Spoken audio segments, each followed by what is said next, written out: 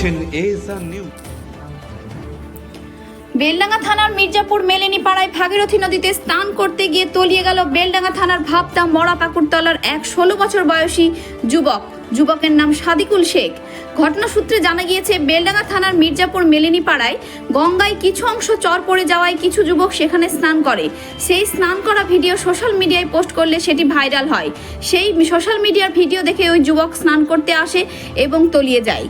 বেলডাঙ্গা থানায় খবর দিলে বেলডাঙ্গা থানার পুলিশ অতি সত্বর ডুবুরি টিমকে খবর দিয়েছে এবং ঘটনাস্থলে বেলডাঙ্গা থানার পুলিশ এসে পৌঁছেছে। বেলডাঙ্গা থেকে সোমনাথ হালদারের রিপোর্ট, এএসআর নিউজ।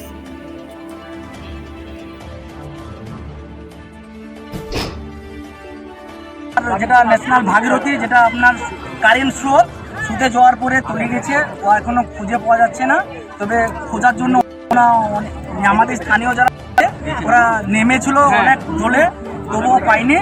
আমরা অবিলম্বে থানাতে ফোন করেছি, থানা পুলিশ এখন কি করবে সেটা আমরা জানছি না। তবে আমরা চাচ্ছি এই ঘাটটাকে যেন বন্ধ। এই যে মানুষের যে বিশাল সমাগম, এখানে কোনো সচেতনতা কোনো ইয়ে নাই? না, এখানে কোনো সচেতনতা নাই। আমার এখানে আমি স্থানীয় ছেলে, অথচ এখানে আসার পরে পরিস্থিতি দেখলাম যে বেসামাল, এখানে কিছু একটা দুর্ঘটনা ঘটবে এই ভাবনা চিন্তা করতে করতে ঘটে। হাজার হাজার মানুষ তো ইয়াং ছেলে হাজার হাজার দেখেন চরের মধ্যে চালাচ্ছে আনন্দ এত পরিমাণে। মানুষ আবেগ বলতে একদম প্রচন্ড কারণে সব গল্প শুনি চলে আসছে